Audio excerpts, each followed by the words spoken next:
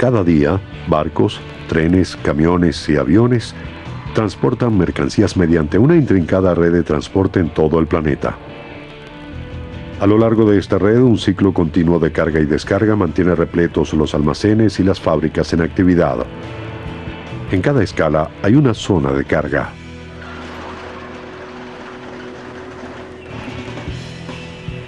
Quizás la mayoría no se haya detenido a pensar en las zonas de carga, pero quienes forman parte de la industria del transporte saben que es el punto fundamental de sus negocios. Al llegar al centro de distribución, si se desea conocer el corazón del mismo, es necesario dirigirse a la zona de carga. Es posible determinar cómo se desenvuelve la actividad al observar lo que sucede en dicha zona. La zona de carga es un punto de conexión en el que el transporte y el almacenaje se entrelazan.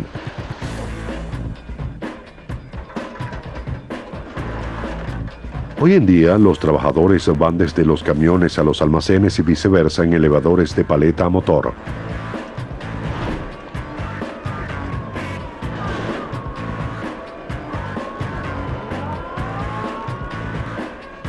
La actividad es frenética y debe ser así. Los 1.200 empleados de este almacén en Brea, California, son los encargados de abastecer más de 300 supermercados de Nevada y el sur de California. Cuando el consumidor visita nuestras instalaciones, sencillamente no comprende de dónde vienen todos los productos. Cuando pensamos en la cantidad de mercancías que despachamos a lo largo del año, es increíble darse cuenta de que entregamos más de 800 millones de kilogramos de productos.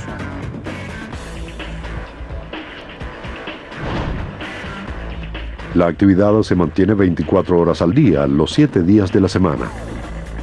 Todo comienza cuando los camioneros llevan sus vehículos hasta una de las 200 puertas de la zona de carga.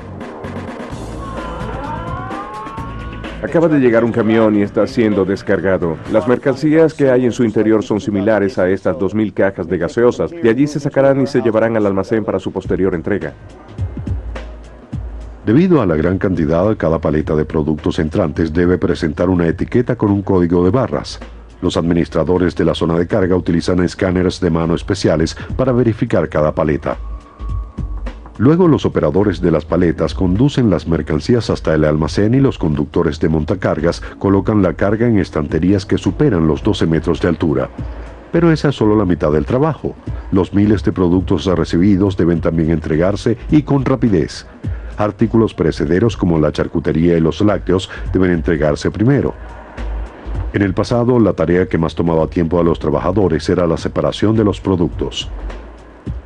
Los gerentes del almacén cuentan con lo que denominan un sistema mecanizado, una gran cantidad de correas transportadoras y escáneres electrónicos para clasificar las mercancías rápidamente. Empleados conocidos como seleccionadores toman los productos solicitados y los colocan en las correas transportadoras. La tarea no es nada fácil, ya que los alimentos deben mantenerse en buen estado. El almacén de 100.000 metros se mantiene entre 28 y 34 grados, según la temperatura requerida por las mercancías. La velocidad de la correa que está al fondo es de 150 metros por minuto, lo cual nos permite separar 200 cajas por minuto y 12.000 cajas por hora. Al finalizar el proceso de clasificación, las cajas descienden por una rampa y son examinadas por un sensor electrónico. Después de que la caja es escaneada, se supervisa mientras recorre la clasificadora. Al llegar al carril correspondiente, 4 rodillos se desvían y llevan el producto. El sistema mecanizado que tenemos en Brea nos permite seleccionar los productos para nuestras tiendas de manera eficaz y precisa. Pero aun cuando se trata de un sistema mecanizado, el componente humano es muy importante. Nuestros seleccionadores inician el proceso al colocar los productos en dicho sistema.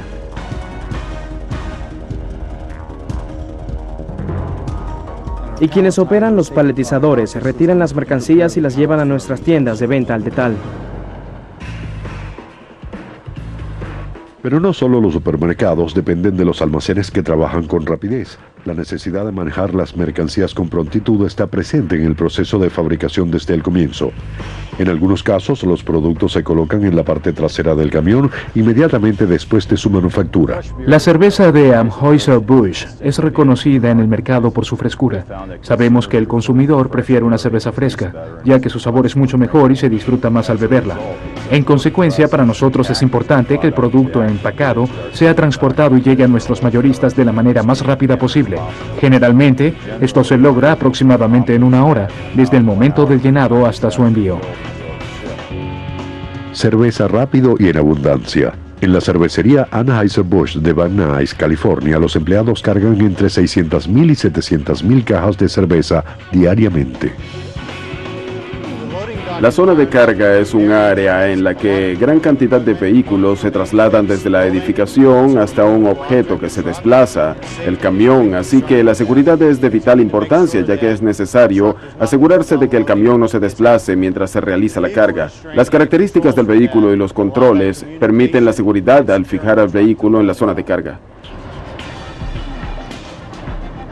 Cuando se aparca el camión, este se fija a la zona de carga mediante un gancho de metal que impide que el vehículo se mueva durante la carga. Los trabajadores suben niveladores de carga hidráulicos en la parte trasera del camión para cerrar el espacio entre el vehículo y el edificio. Los niveladores garantizan la estabilidad de la superficie cuando se acerquen los montacargas. Incluso algunos de ellos presentan características de seguridad adicionales. Esta es una barrera de elevación de seguridad. Este dispositivo particular es un nivelador que se coloca en la parte trasera del camión durante su mantenimiento, pero cuando los niveladores no están levantados, este nivelador actúa como una barrera de más o menos 18 centímetros que evita que algún elevador atraviese el portón o caiga desde el edificio y ocasione un grave accidente. Otros equipos de las zonas de carga son los sellos y los portones que permiten ahorrar la energía de la calefacción y el aire acondicionado. Además, impiden la entrada de la lluvia, del polvo y de los desechos. En conjunto, todos los elementos de las zonas de carga modernas permiten que la carga de los camiones no se detenga. Pero dentro de todo el proceso existe un elemento que resalta entre los demás. Los montacargas y sus múltiples variantes son los reyes indiscutibles de la zona de carga. El personal de Yale Materials Handling Corporation se ha encargado de fabricar estos resistentes vehículos durante casi 80 años. En nuestra fábrica se producen alrededor de 50 modelos diferentes de equipos para el manejo de materiales. Existe una amplia variedad que va desde unidades destinadas únicamente para el manejo horizontal del material hasta modelos empleados para manipularlo en sentido horizontal y vertical. Hoy en día, cuando es necesario levantar, extraer o trasladar algo, se disponen de perfectas máquinas para ello. Pero los primeros montacargas no eran tan versátiles. De hecho, la mayoría ni siquiera poseía horquillas. Los primeros elevadores eran muy rudimentarios, no poseían sistema hidráulico. Algunos funcionaban con cadenas. De hecho, los primeros modelos eran elevadores meramente mecánicos, ya que estaban diseñados únicamente para levantar la carga a unos pocos centímetros del suelo para que pudiera ser transportada lateralmente. A comienzos de los años 20, los mecánicos empezaron a fabricar elevadores a motor. Debido a que el tamaño y la forma de la carga variaban, los trabajadores colocaban las mercancías sobre una plataforma.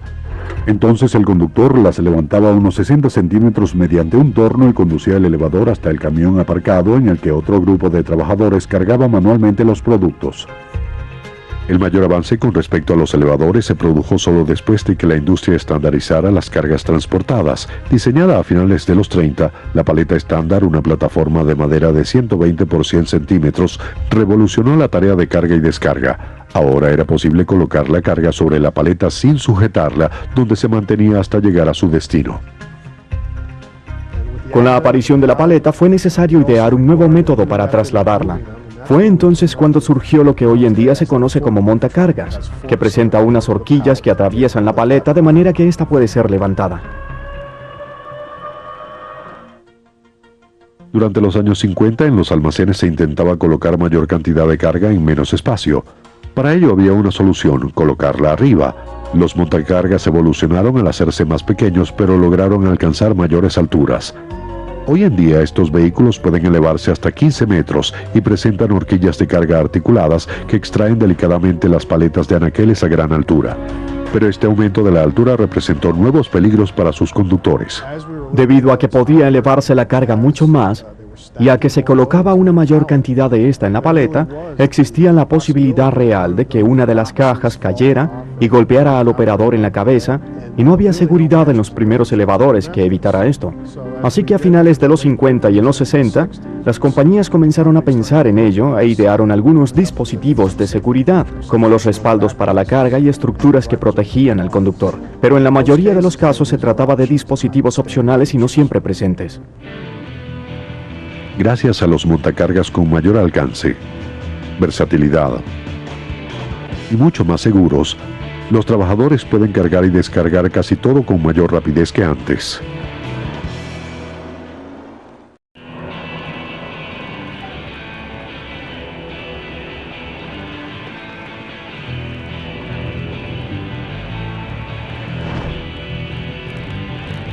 Los puertos de Los Ángeles y Long Beach se unen para conformar el depósito de contenedores más concurrido de Estados Unidos y el tercero del mundo.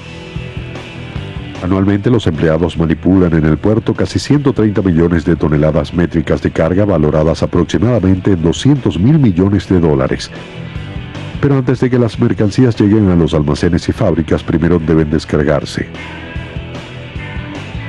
APL Limited es una de las mayores consignadoras transatlánticas del mundo y su depósito de contenedores en el puerto de Los Ángeles Long Beach es una de las zonas donde la carga se realiza con mayor rapidez.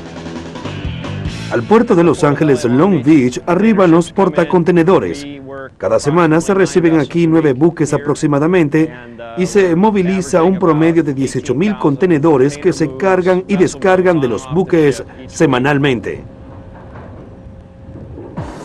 Grúas puente descargan los contenedores de los buques.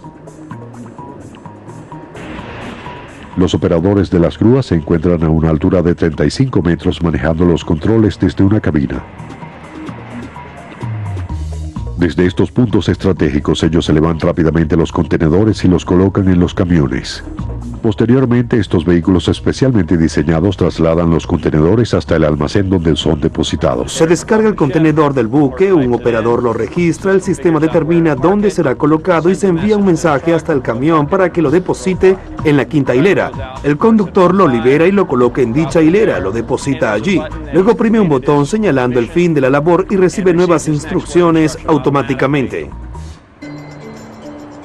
Con más de 10.000 contenedores almacenados, los gerentes dependen de ese indispensable organizador de la vida moderna, la computadora. Gracias al sistema operativo del terminal podemos determinar la ubicación en el almacén de cada contenedor que ingresa y sale de las instalaciones. El sistema informa acerca de diversos detalles que pueden mostrarse en pantalla en todo momento. Es posible ubicar un contenedor en particular, así como su información sobre el transporte, la ruta, su longitud, su altura y su peso. Los avances logísticos, la estandarización de los contenedores y las enormes máquinas permiten a los empleados descargar aún los buques más grandes en pocas horas. En el pasado, la carga y descarga de buques demoraba días o semanas, debido a que los pueblos de la antigüedad realizaban casi todas sus actividades con sus manos. Sin embargo, para realizar este proceso de carga era necesario algo de minuciosidad. Los trabajadores de las canteras utilizaban las barcazas del Nilo de aproximadamente 60 metros de largo para el transporte de obeliscos que pesaban cientos de toneladas. Los investigadores no han logrado aún determinar cómo se erigieron estas estructuras y qué decir de su transporte. Una teoría propone que los obreros egipcios enterraban la barcaza en la arena de las riberas del río. Después se utilizaban sogas y trineos para arrastrar los monumentos y colocarlos sobre las embarcaciones cubiertas de arena.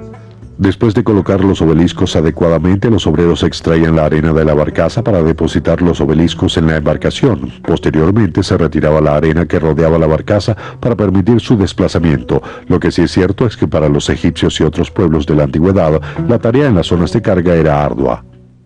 Básicamente, la carga y descarga de embarcaciones consistía en el levantamiento y transporte de una gran variedad de mercancías que se transportaban de un lado a otro y se almacenaban cuidadosamente.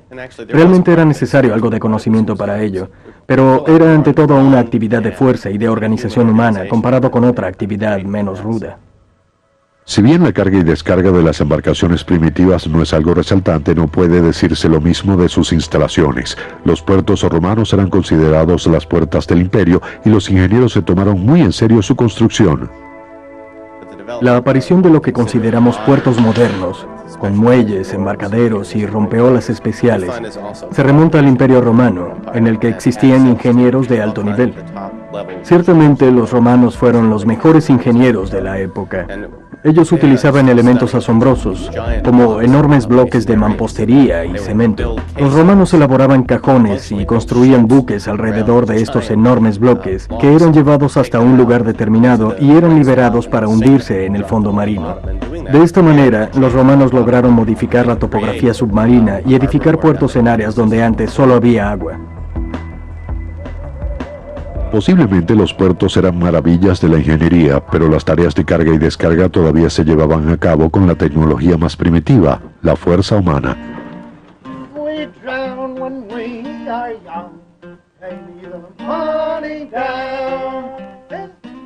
En la época de los buques de vela, esa fuerza provenía de obreros locales denominados estibadores, quienes cargaban y descargaban mercancías en los muelles. En otros lugares, la tarea de los estibadores recaía en aquellos hombres que sencillamente vivían en las costas. En todas las épocas, las ciudades portuarias han sido reconocidas como lugares bulliciosos y peligrosos, repletos de personas de diferentes culturas, diferentes lenguas, de diferente origen socioeconómico, todos entremezclados. Cuando la tarea de cargar los buques manualmente se demoraba, los marineros disponían de un gran lapso de tiempo durante el cual desembarcaban, se alimentaban en las tabernas y visitaban a las prostitutas. Las ciudades portuarias también tenían su lado oscuro. Circulaban rumores sobre jóvenes que se desmayaban en las tabernas, de quienes luego se sabía que eran marineros embarcados por la fuerza. Muchos propietarios de embarcaciones se quejaban de la cantidad de mercancías robadas, no durante largas travesías, sino durante su traslado al almacén. Tanto en esa época como en la actualidad, resguardar la carga de la tripulación, de los estibadores y de todos aquellos que querían transportarla y obtener alguna ganancia es un aspecto importante del negocio. Los chinos utilizaban vasijas de cerámica en las que introducían vasijas de cerámica más pequeñas para protegerlas del clima y del robo. En el siglo XIX e incluso antes, los navegantes occidentales recurrieron a la fabricación de barriles y toneles con la misma finalidad, proteger la carga del clima y del robo. Pero estas medidas eran insuficientes. Puede que la labor de carga fuese una tarea de fuerza, pero había que saber hacerla. Para los comerciantes era mejor perder algo en manos de los estibadores que debido a la fuerza del mar. Si se carga una embarcación de manera incorrecta, es probable que ocurra un accidente. Puede ponerse en riesgo la estabilidad o el exceso de carga puede hacer que se hunda cuando el agua llegue a cubierta. Hay que tener en cuenta muchos factores al cargar un buque. En los puertos, los capitanes confiaban en el almacenaje de las mercancías a los experimentados pobladores, tarea que incluía disponerlas y atarlas adecuadamente. Pero durante las travesías, la carga de víveres frescos recaía en la tripulación. Afortunadamente, el buque en sí mismo era una maquinaria de zona de carga. Este buque fue construido en 1841. Es un barco ballenero. Se trata de un buque con aparejo de cruz, un barco que tiene mástiles muy altos y travesaños y perchas giratorias horizontales. Estas últimas actúan como grúas. Son una especie de grúa que se encuentra en el barco desde su construcción y que facilitan la tarea a los marineros porque de esos miradores pueden centrarse en una carga, ubicarla y tomarla en lugar de tener que trasladarla a ellos mismos.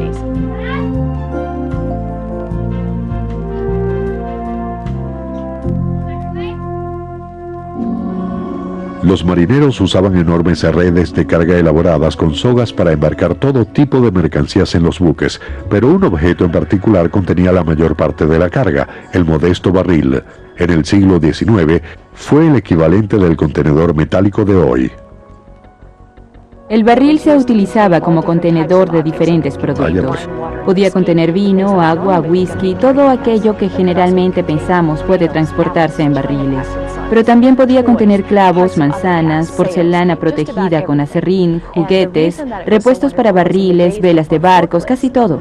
La razón por la que se le consideraba tan útil antes de aparecer los montacargas era que podía rodarse. rodarse con ambas manos, con una sola, con un dedo o manipularse fácilmente. Podía voltearse con facilidad, es posible balancearlo tan fuerte que casi logra mantenerse sobre su borde. Además puede girar sobre sí mismo, así que es un objeto perfecto. Se utilizó en el siglo XIX, pero es un objeto que se remonta a la época de los egipcios.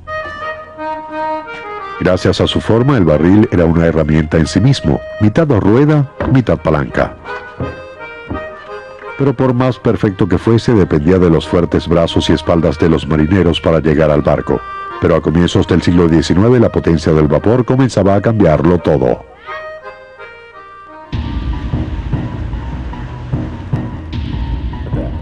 La utilización del vapor en los mecanismos de carga cambió las cosas en gran medida. De un momento a otro ya no se necesitaban 7 hombres para alar una soga y mover una carga. Una caldera y un motor a vapor podían hacerlo más rápido y a menor costo. Pero el vapor era mucho más que un catalizador de la velocidad. Durante más de un siglo, los obreros debieron enfrentar el desafío de la mecanización y el derecho a organizarse. La confrontación desembocó en uno de los días más sangrientos en los almacenes. El 5 de julio de 1934, cerca de los muelles de San Francisco, la policía disparó contra huelguistas que lanzaban ladrillos. 2 hombres murieron y alrededor de 80 resultaron heridos durante lo que luego se denominaría como el Jueves Sangriento. Las protestas públicas ante tal brutalidad fortaleció la causa de los trabajadores. Ya en los años 50 los estibadores se habían impuesto y su sindicato se había convertido en uno de los más sólidos del país. Los trabajadores de los muelles se convirtieron en el emblema del movimiento obrero estadounidense.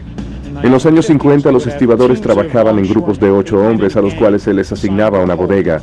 Los estibadores que embalaban las mercancías tenían que trabajar en equipo para colocarlas en el barco de manera segura y eficaz a fin de que se mantuvieran estables durante la travesía. Además trabajaban cuidadosa y eficientemente en la descarga de las mercancías para que ni ellos ni la carga sufrieran daños. Todo este trabajo en equipo en las bodegas se realizaba en medio de un gran ambiente de camaradería, de ingenio y creatividad. Si bien trabajaban de manera muy coordinada, el equipo debía permanecer alerta. La labor en una bodega de carga podía ser muy peligrosa. Al descargar las mercancías, su estado dependía de las habilidades de las personas que las habían depositado en el buque en algún lugar del mundo. Debido a que las olas ocasionan que los barcos suban a una altura de 3, 5 o 8 metros, la embarcación se balancea enormemente y las mercancías pueden correrse si no están bien distribuidas y al intentar descargarlas puede ocurrir algún accidente. Pero la utilización de los contenedores desde finales de los 70 constituyó una revolución y generó el resurgimiento de la antigua rivalidad entre el hombre y la máquina. El cierre de los consignatarios del occidente de Estados Unidos generó pérdidas en la economía de ese país, calculadas en 1.000 o 2.000 millones de dólares diarios. La causa del conflicto fue la antigua controversia de pérdida de empleos debido a la mecanización, pero el uso de contenedores ciertamente es ventajoso. Esto cambió muchas cosas, realmente aceleró la tarea. Anteriormente los buques permanecían días o semanas en los puertos y ahora permanecen solo unas horas. Los barcos pueden realizar una travesía de 2 semanas y cargar o descargar mercancías en tan solo 15 minutos, reduciéndose así los costos. Hoy en día muchos temen que esa reducción de costos vaya en detrimento de la seguridad. Solo 3% de los contenedores que ingresan en Estados Unidos son inspeccionados, por lo cual muchos legisladores se preguntan qué tipo de mercancías llegan a los puertos. Por ello, el Congreso está tratando de destinar más de $1.000 millones para escáneres de cargas y protección adicional para los puertos. Sus detractores arguyen que esto no será suficiente para garantizar la seguridad, pero tratándose de esta suma algo se es seguro. Las zonas de carga deberán seguir funcionando debido a que se han convertido en un elemento indispensable de la economía mundial. Cerca de 6 millones de toneladas son transportadas diariamente por tren en Estados Unidos, pero muchos trabajadores ferroviarios nunca logran saber lo que transportan. Al igual que en otros medios de transporte, el contenedor hermético de acero ha revolucionado las zonas de carga ferroviarias. Los trabajadores del Centro Intermodal de Transferencia de Contenedores Eagle Marine, que se enlaza con el puerto de Los Ángeles Long Beach, recibe 2 o más trenes al día. Cada uno puede transportar 200 contenedores, así que en este centro se cargan y descargan hasta 2.000 contenedores por semana. Quizás los contenedores de acero sean algo nuevo, pero las mercancías han sido transportadas en trenes casi desde que el primero de ellos se puso en marcha. Alrededor de 1830 o 1831 se crearon los primeros vagones de carga y se realizaron pruebas con diferentes modelos. Pero los primeros trabajadores ferroviarios se enfrentaron a una dificultad que se había presentado en otros métodos de transporte, un trabajo agotador. Una de las dificultades radicaba en que la superficie sobre la que se colocaban las mercancías se encontraban a gran altura del suelo. Al principio eran básicamente los trabajadores quienes pasaban apuros para bajar del vagón abierto, ya fuesen barriles, cajones y otros objetos.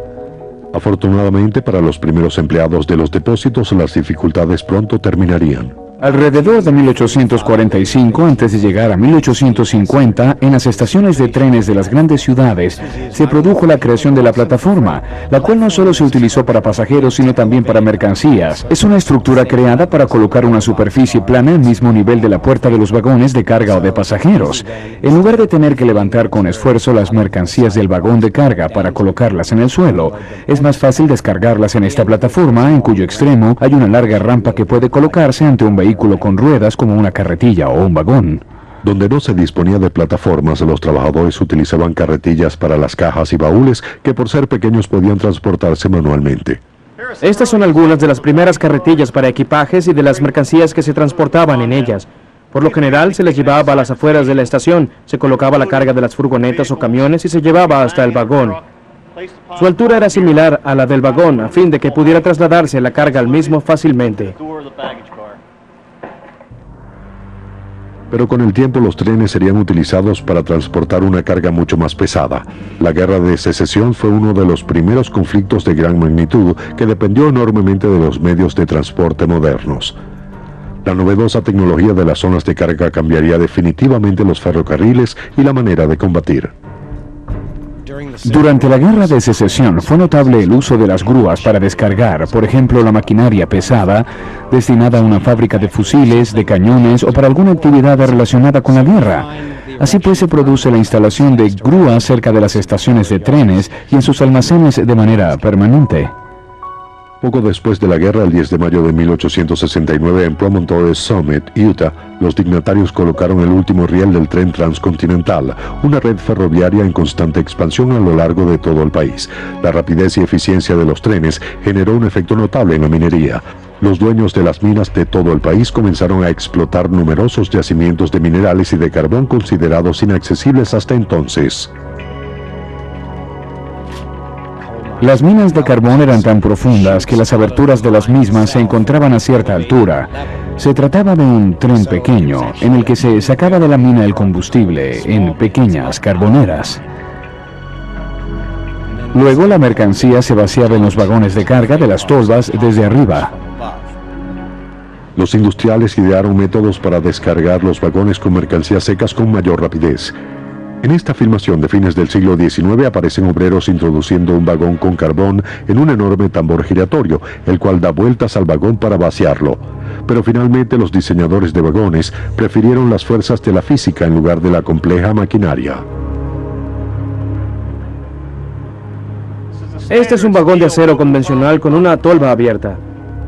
Principalmente transportaba carbón, pero también transportaba mineral de hierro. También podía adaptarse para transportar astillas de madera y arena. Este vagón se abría colocando una barra de Jackson en estos agujeros.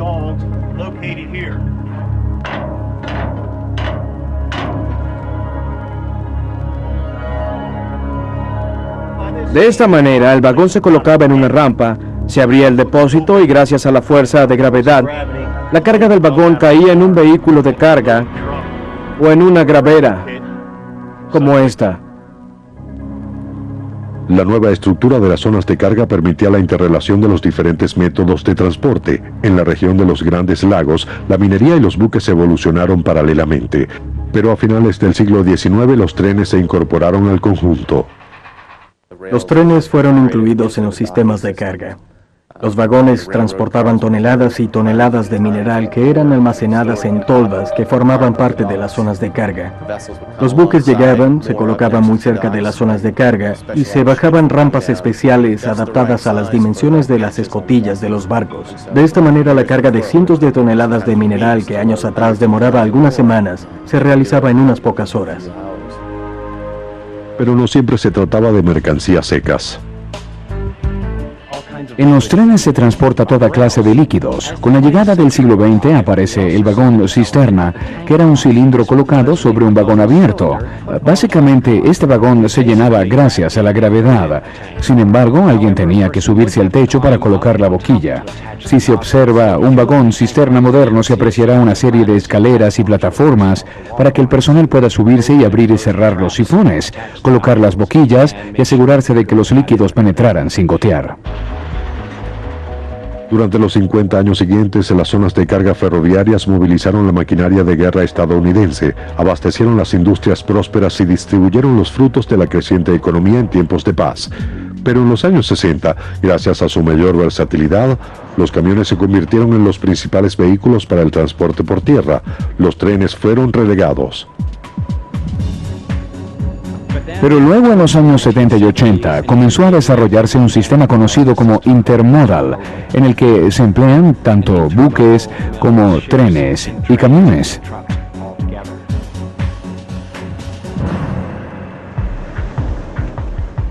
El sistema intermodal permitió que los trenes continuaran siendo parte del transporte terrestre. Hoy en día existen vagones de trenes especiales para diferentes usos. El carbón constituye alrededor del 50% del total de mercancías transportadas por tren, así que ambas industrias trabajan muy estrechamente. Llenados mediante correas transportadoras, estos enormes silos son en realidad depósitos de carbón. Al llegar el tren, toneladas de carbón se arrojan rápidamente en los vagones vacíos. Por las vías se desplazan vagones abiertos, vagones múltiples, transportadores especiales de acero en espiral, de autos y por supuesto vagones con contenedores, cada uno con especificaciones de carga y descarga diferentes. Con aproximadamente 40% de las mercancías transportadas por tren en Estados Unidos, los depósitos ferroviarios continúan siendo las zonas de carga más concurridas del país.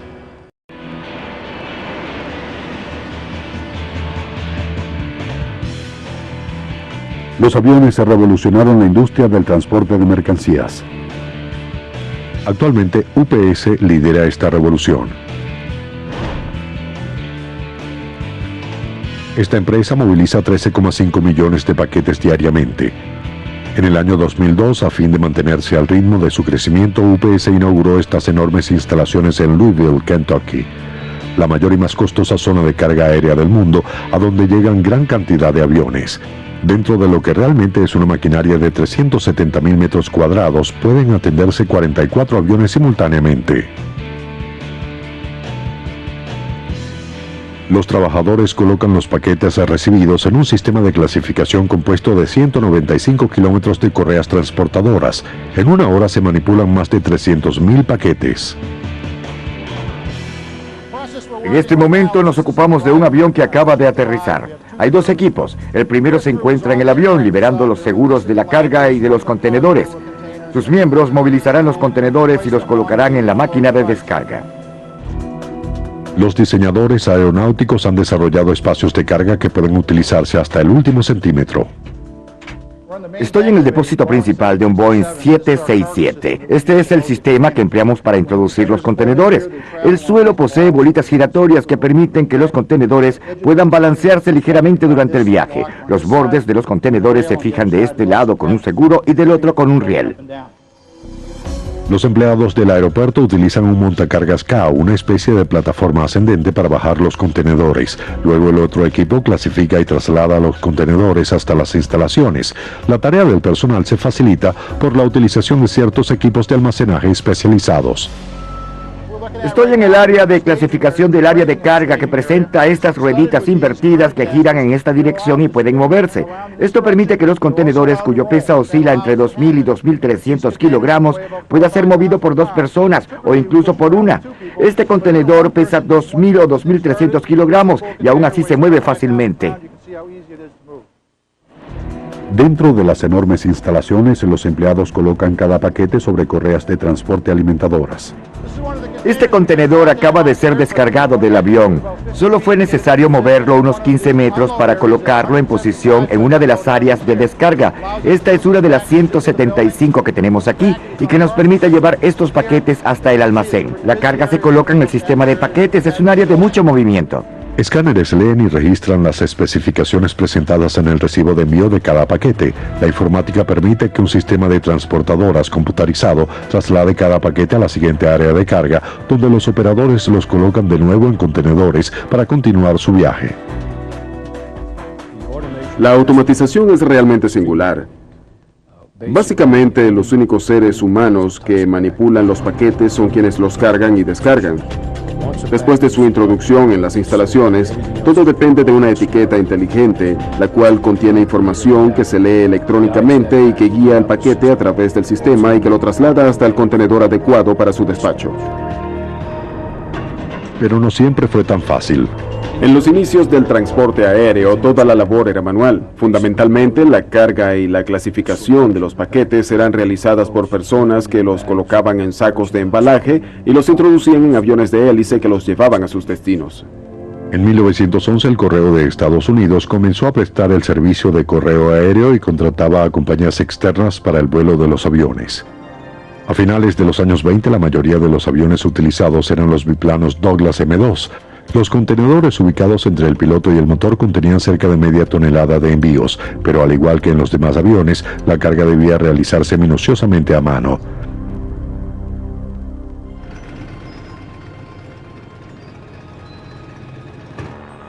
Durante los 15 años siguientes, los adelantos de la aviación permitieron el transporte de una mayor cantidad de carga con mayor eficiencia. Pero hubo que esperar hasta el estallido de la Segunda Guerra Mundial para que el planeta fuera testigo de las verdaderas posibilidades del transporte aéreo. Durante la Segunda Guerra Mundial fue necesario movilizar toneladas de carga para abastecer los frentes, municiones, alimentos, ropa. Era preciso transportar todo aquello que puede considerarse como necesario para apoyar al ejército. El Comando de Transporte Aéreo de Estados Unidos fue creado el 20 de junio de 1942. Durante la guerra, los pilotos del comando transportaron más de 1 millón de toneladas de pertrechos militares muy importantes. Sin embargo, la tarea en las zonas de carga era aún muy rudimentaria, si bien los aviones estaban entrando en la era del motor a reacción.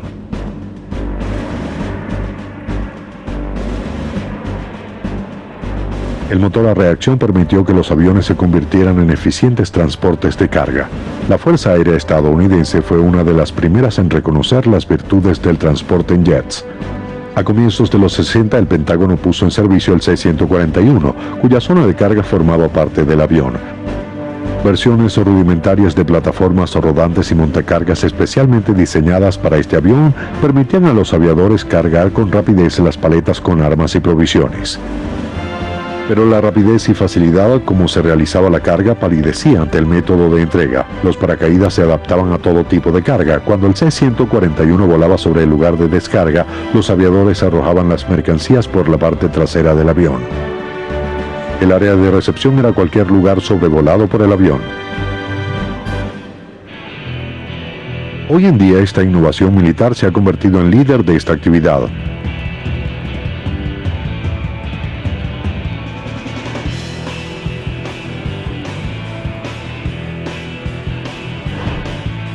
La interacción de las modernas zonas de carga aéreas y la aviación implica que prácticamente todo pueda llegar al otro lado del planeta en cuestión de horas. A medida que aumenta la necesidad de producir mercancías de manera incesante, la diferencia entre las zonas de carga y los depósitos es cada vez menor.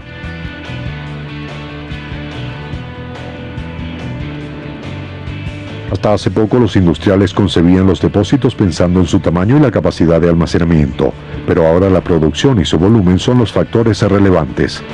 Actualmente muchos almacenes son centros multifuncionales desde donde se transfieren las mercancías sin que deban permanecer en el depósito. Esta tarea se lleva a cabo para distribuir, para clasificar, esa es su finalidad. No está destinada al almacenaje de mercancías durante el lapso de tiempo alguno. De hecho, la eficacia de esta operación se mide en el número de mercancías que se manipula durante un tiempo determinado. Para no interrumpir la movilización de la mercancía, los empleados de los depósitos modernos disponen de muchas herramientas. Sencillos tornos, plataformas y carretillas comparten espacios con modernos montacargas y transportadores de paletas. Los diseñadores de almacenes están siempre buscando nuevas maneras de acelerar el proceso. Un camión puede contener 2.000 cajas o más que se quieren descargar rápidamente para recibirlas. Por ello, hoy en día en las instalaciones se dispone de una correa que se prolonga hasta el camión y que incluso puede elevarse para facilitar la operación de descarga. Pero los diseñadores hacen uso de la más avanzada tecnología mucho antes de construirse el almacén. El diseño asistido por computadora o sistema CAD permite a los constructores de los almacenes adelantarse al futuro. El sistema CAD puede utilizarse para evaluar el diseño, que se transfiere electrónicamente a un programa de simulación. Este programa nos permite observar el diseño en movimiento. De hecho, es posible observar la mercancía recorriendo las transportadoras. Los diseñadores utilizan las computadoras a fin de resolver cualquier falla, pero estas máquinas no solo se utilizan durante el diseño, ya que actualmente se desarrollan depósitos computarizados y sistemas de almacenaje y recuperación automatizados. En el interior de las instalaciones modernas, vehículos controlados por computadora están ejecutando ahora tareas antes realizadas por humanos. Los vehículos automatizados o VAS han revolucionado la tecnología en esta área.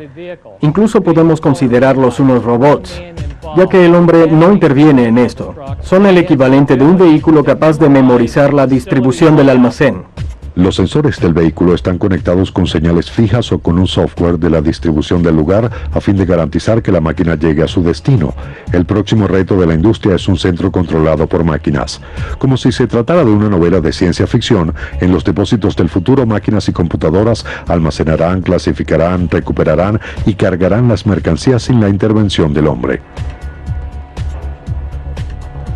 Puedo imaginar que en el futuro existirá un robot parecido a C-3PO, que tomará un paquete y que será capaz de manipularlo y hallar el lugar apropiado para colocarlo en un camión. Puedo imaginar eso. Pero, ¿lo lograremos pronto? Pienso que con una gran inversión y esfuerzo quizás podríamos concebir algo así, aunque, para ser sincero, creo que no será pronto.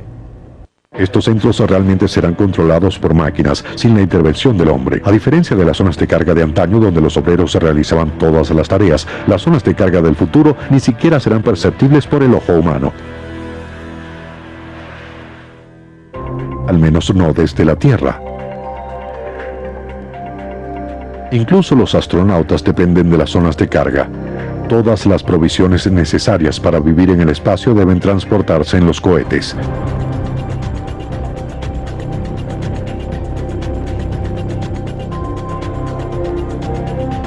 A pesar de los avanzados sistemas de despacho y las características de las estaciones espaciales, los astronautas, al igual que los trabajadores de los depósitos, deben descargar la mayoría de los suministros con sus manos, lo cual es mucho más fácil si los paquetes no pesan. La mayor dificultad que tienen los astronautas radica en manipular los paquetes en un espacio tan reducido y mantener todo bajo control, así que recurren a una versión espacial del paso de cubetas. Los astronautas se colocan a lo largo de la línea de transferencia y se pasan la carga unos a otros. En un curioso regreso al pasado, la zona de carga más moderna depende de la manifestación de tecnología más primitiva, la fuerza humana.